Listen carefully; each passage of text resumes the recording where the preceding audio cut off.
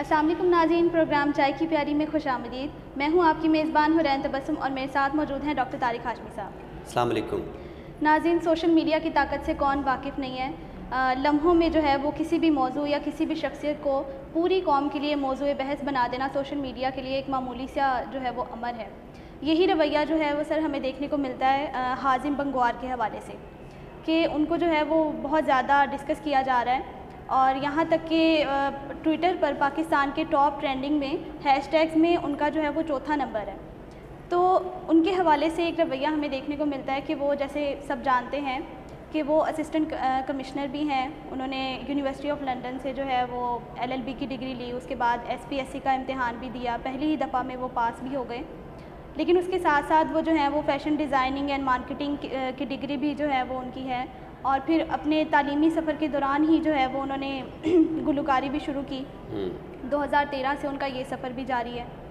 تو ابھی حال ہی میں 2021 میں بھی ان کا ایک پہلا اردو گانا جو ہے وہ ریلیز ہوا۔ تو صارفین کے حوالے سے یہ رویہ ہے کہ ان کا یہ ایک خیال ہے یا رائے ہے ان کی کہ ایک اسسٹنٹ کمشنر کے ہوتے ہوئے یہ سب حرکتیں، کہ وہ ماڈلنگ بھی کرتے ہیں اور فیشن ڈیزائنر بھی ہیں، گلوکار بھی ہیں، تو مطلب ہمارے ہاں ایسا رویہ کیوں ہے کہ ایک بڑا ایک افسوسناک امر ہے کہ بڑا ایک تضحیک آمیز انداز جو ہے وہ ان کے لیے اپنایا جا رہا ہے کہ ایک باصلاحیت شخص کو جو ہے وہ ہمارا معاشرہ کیوں قبول نہیں کرتا، اور ایک بخل کا رویہ پھر ہمیں ملتا ہے کہ وہ جو ہے وہ دونوں چیزوں کو ساتھ لے کے چل رہے ہیں۔ پھر ایک لفظ ان کے لیے جو ہے وہ اور استعمال کیا جا رہا ہے، اور وہ ہے ٹرانسجینڈر۔ تو بڑی تنقید سامنے آ رہی ہے آج کل، تو اس حوالے سے آپ کی کیا رائے ہے؟ آپ ذرا روشنی ڈالیں اس معاملے پہ۔ آپ عموماً کوئی سوال کرتی ہیں اور سوال کے بعد ہمارا اگلا سیگمنٹ ہوتا ہے اصطلاح کا، جی، اور ظاہر ہے کہ اصطلاح جو ہوتی ہے وہ کسی علمی رویے کو ظاہر کرتی ہے اور یہ گھڑی نہیں جاتی۔ بالکل۔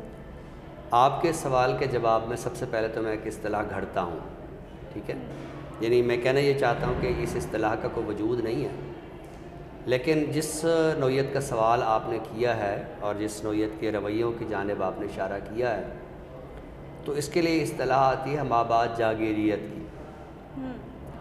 دیکھیے، یہ جو جاگیرداری ہوتی ہے یہ ایک خاص طرح کی اخلاقیات کو تشکیل دیتی ہے، ایک خاص طرح کی مورل ویلیوز جو ہے ان کو بناتی ہے، اور جو ایک ابدی اخلاقیات ہوتی ہیں کہ جن کو ایتھکس کہا جاتا ہے، ان کی یہ حوصلہ شکنی کرتی ہیں۔ بات اصطلاحات کی آئی ہے تو ایک اصطلاح ہم نے ایک اور بھی ڈسکس کی تھی، سیڈزم کی۔ جی، یہ باتیں میں اس لیے کر رہا ہوں کہ ہمارا جو معاشرہ ہے یہ جاگیرداری نفسیات کے تحت یہ اچھا خاصا سیڈسٹ معاشرہ ہے، یعنی ہم دوسروں کو اذیت میں دیکھ کر، دوسروں کو تکلیف میں دیکھ کر، دوسروں کو قبول نہ کر کے، دوسرے کی صلاحیت کی تضحیق کر کے ہم خوشی محسوس کرتے ہیں۔ پوری دنیا کو اگر آپ دیکھیں تو دنیا کی جو ترقی کا، یعنی ذہنی ترقی کا، سماجی ترقی کا جو رخ ہے، اور آپ اپنے معاشرے کو آپ دیکھیں تو بالکل ایک برعکس رویہ ملتا ہے، ایک بالکل تضاد کا رویہ ملتا ہے۔ آپ نے ایک انتہائی لفظ بولا، ٹرانسجینڈر۔ جی، کوئی مسئلہ نہیں، آپ ان کو ٹرانسجینڈر کہہ لیں۔ دیکھیے، ہم جس علمی فضا میں ہیں، جس نئے معاشرے میں ہیں، اس میں تو ٹرانسجینڈرز نے بھی اپنا مقام حاصل کرنے کی ایک کامیاب کوشش کر لی ہے۔ پوری دنیا میں اب ٹرانسجینڈرز جو ہے وہ جج بھی ہیں، وہ سیاستدان بھی ہیں، وہ ماہر تعلیم بھی ہیں، وہ دنیا کے ہر اہم عہدے پر جو ہے وہ اب براجمان ہو رہے ہیں۔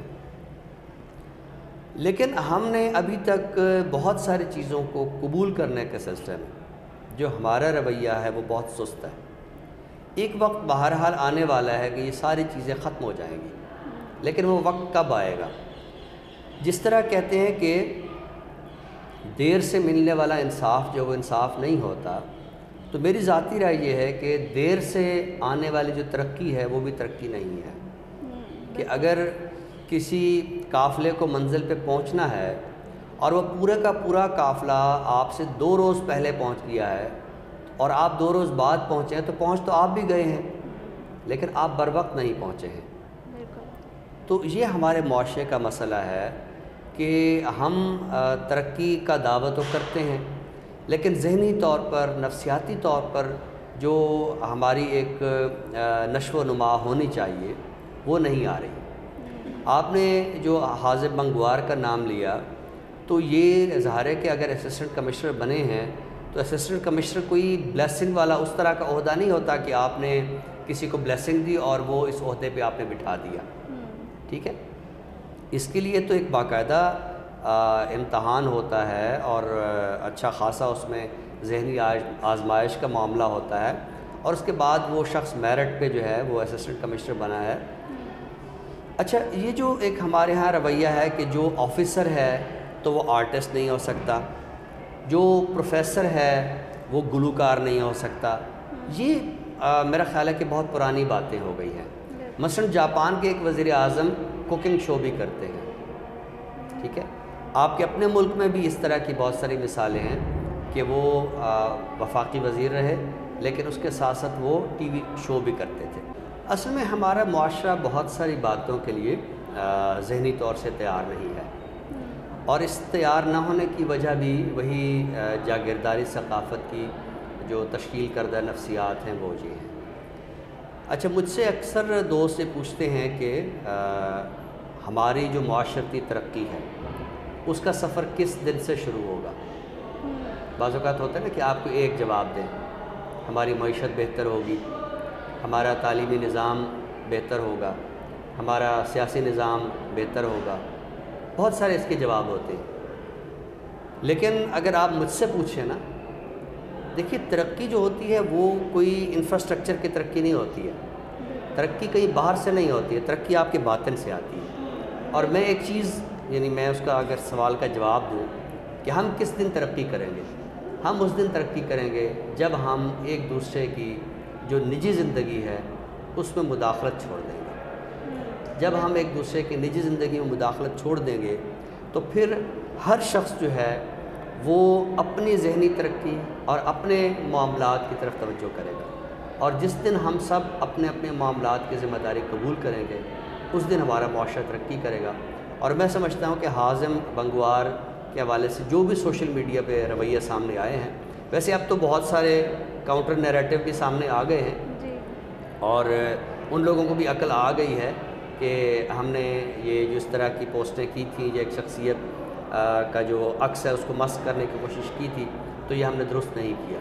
لیکن اس کے باوجود میں سمجھتا ہوں کہ ہمیں جاگیردارانہ جو نفسیات ہے اس سے باہر آنا چاہیے، ہمیں دوسروں کے نجی زندگی میں مداخلت نہیں کرنی چاہیے، ہمیں وہ لوگ کہ جو آگے بڑھنا چاہتے ہیں اور ضرور نہیں ہے کہ وہ کسی بڑے طبقے سے ہوں، ہمیں ان کی حوصلہ افزائی کرنی چاہیے۔ بہت خوب سر، بڑی عمدہ طریقے سے آپ نے اصطلاح جو ہے وہ وضاحت کی ہے اس کی، اور یقیناً ہمارے اردو ادب کے طلباء کے لیے بےحد مفید ثابت ہوگی۔ پروگرام کے ناظرین، آخری حصے کی جانب بڑھتے ہیں جس میں ایک کتاب کا تعارف جو ہے وہ آپ سب کے سامنے پیش کیا جاتا ہے۔ تو سر، آج ہم کون سی کتاب کا تعارف اپنے ناظرین کے سامنے پیش کرنے جا رہے ہیں؟ آج ہم جس کتاب کا تعارف کرا رہے ہیں یہ کتاب تنقید، ناول اور ترجمہ، ان تینوں حوالوں سے بڑی اہم کتاب ہے، اور کتاب کا عنوان ہے نقد ناول کی عالمی روایت۔ آپ جانتی ہیں کہ گزشتہ کچھ عرصے میں ناول کی صنف نے بھی بہت اہمیت اختیار کی ہے، اور ناول کی تنقید سے بھی طالب علموں کی اور اہل دانش کی جو دلچسپی وہ بہت زیادہ اس میں اضافہ ہوا ہے۔ تو یہ ایسے مضامین یا بعض کتابوں کے اہم حصے وہ یہاں جمع کیے گئے ہیں جو انگریزی میں بنیادی طور پر لکھے گئے اور ان کے اردو میں ترجمے ہوئے ہیں۔ تو اس میں کوشش کی گئی ہے کہ ایسے مصنفین کہ جن کا ناول کی تنقید میں عالمی سطح پر بہت ان کا ایک مقام ہے، تو ان کے ناولوں پر جو تنقید کی گئی ہے ان کو یہاں جمع کیا جائے۔ مثلاً ڈی ایچ لارنس ایک بہت اہم نام ہے، فکشن، فن اور فلسفہ کے نام سے ان کی کتاب مظفر علی سید صاحب نے ترجمہ کی تھی، اور اسی طرح میلان کندیرا جدید ناول کی جو تنقید ہے اس میں ان کا بھی بہت اہم نام ہے. اسی طرح ولیم رو یہ بھی ناول کی تنقید میں بڑے ان کا اہم نام ہے. شی چانگ یو یہ چائنا کے حوالے سے بہت زیادہ اہم نام ہے ناقد. تو یہ مضامین جو ہے وہ ترجمہ کر کے ان کا انتخاب کیا گیا ہے. اچھا جس طرح میں نے یہ بتایا کہ ناول کی جو عالمی تنقید ہے اس میں جو اہم نام ہے، تو اسی طرح جو مترجمین ہیں وہ بھی ایسے ہی منتخب کیے گئے ہیں کہ جو ناول کی تنقید میں اور ترجمے میں بہت زیادہ دلچسپی رکھتے ہیں. مثلاً اجمل کمال ہیں، مثلاً زویا انصاری ہیں، مثلاً انیس ناگی ہیں، مظفر علی سید ہیں، محمد عاصم بٹ ہیں، کاشف رضا ہیں. تو یہ ایسے نام ہیں جو اس وقت ناول کی تنقید میں ان کا بڑا مقام ہے، اور یہ ناول کی تنقید میں مختلف نسلوں سے تعلق رکھتے ہیں. مثلاً مظفر علی سید، زویا انصاری یہ ہمارے پرانے ناموں میں، خیر مظفر علی سید بہت پرانے ناموں میں نہیں ہے لیکن بزرگ بہرحال رہے ہیں. اور کاشف رضا ہوں، اجمل کمال ہوں، عاصم بٹ ہوں، یہ ہمارے نئے ناقدین میں ہیں. تو میں سمجھتا ہوں کہ یہ ایک بہت ہی حسن انتخاب جسے آپ کہہ سکتے ہیں. تو خالد محمود سامٹیہ ہمارے نوجوان لکھنے والوں میں ہیں. یہ خود بھی بہت اچھے ناول کی تنقید کے حوالے سے بڑے ان کا ایک نام ہے. تو انہوں نے یہ مضامین اکٹھے کیے ہیں. تو جو طالب علم بھی ناول کی تنقید سے دلچسپی رکھتے ہیں اور وہ چاہتے ہیں کہ وہ عالمی ادیبوں کو اور عالمی ناقدین کو پڑھیں، تو اور وہ ان کو اگر اردو میں پڑھنا چاہتے ہیں تو وہ اس کو لازماً خریدیں اور اس کو پڑھیں. نقد ناول کی عالمی روایت، مرتب ہیں اس کے خالد محمود سامٹیہ. بہت خوبصورت متن کے لحاظ سے بھرپور کتاب کا تعارف آپ نے پیش کیا. اسی کے ساتھ ہی ناظرین ہمارا پروگرام اپنے اختتام کو پہنچتا ہے. انشاءاللہ نئے موضوعات کے ساتھ دوبارہ آپ کی خدمت میں حاضر ہوں گے. تب تک کے لیے اپنی میزبان حرین تبسم اور ڈاکٹر طارق ہاشمی صاحب کو دیجیے اجازت. خدا حافظ. اللہ حافظ.